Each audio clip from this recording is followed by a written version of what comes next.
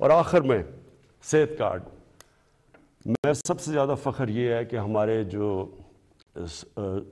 صوبائی chief ministers تھے ان سب کو میں نے آگاہ کیا کہ یہ سب سے بڑی نعمت ہے ایک غریب گھرانے کے لیے کہ اس کے پاس ہیلتھ انشورنس ہو.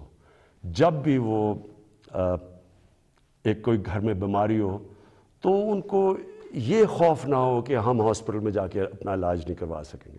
اور پھر وہ کئی دفعہ گورنمنٹ ہاسپٹلز میں جاتے ہیں تو وہاں ڈاکٹرز نہیں ہوتے، اور خاص طور پہ دیہاتوں کے اندر ڈسٹرکٹس میں ڈاکٹرز نہیں ہوتی، نرسز نہیں ہوتی، اور وہ سارے شہروں میں آتے ہیں، دھکے کھاتے ہیں.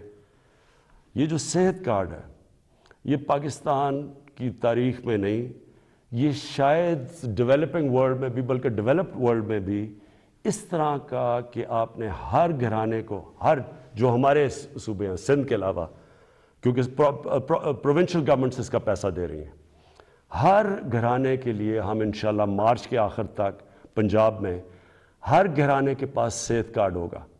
ہر خاندان 10 لاکھ روپے تک کسی بھی ہسپتال میں جا کے علاج کروا سکتا ہے. یہ ضروری ہے سمجھنا. پہلے تو ہوتا تھا گورنمنٹ ہاسپٹل، اب وہ پرائیویٹ ہاسپٹل میں جا کے علاج کروا سکتا ہے. اور ہر گھرانے کے پاس یہ صحت کارڈ ہوگا. اور انشاءاللہ یہ پورا ایک ہیلتھ سسٹم بن رہا ہے پاکستان میں. ابھی سے چھوٹے چھوٹے ہاسپٹل دیہاتوں میں جانا شروع ہو گئے ہیں، کیونکہ دیہاتوں میں ہمارے گورنمنٹ ہاسپٹل میں ڈاکٹرز نہیں ہوتے کئی دفعہ، تو پرائیویٹ سیکٹر جانا شروع ہو گیا. اور میری یہ خواہش تھی کہ پاکستان میں ایک پورا جال بچ جائے ہاسپٹلز کا. تو گورنمنٹ کے پاس تو کبھی بھی اتنا پیسہ نہیں آنا تھا، تو اب پرائیویٹ سیکٹر کے لوگ خود جائیں گے، کیونکہ اب ہیلتھ کارڈ ہوگا. غریب سے غریب گھرانے کے پاس بھی ہیلتھ کارڈ ہوگا، اور اگر ان کو گھر میں کوئی بیماری ہو وہ جا کے پرائیویٹ ہاسپٹل میں بھی اپنا علاج کروا سکتے ہیں. یہ میں سمجھتا ہوں کہ ہم نے جو ہماری 3.5 سال کی حکومت ہے، یہ سب سے بڑا کام ہے.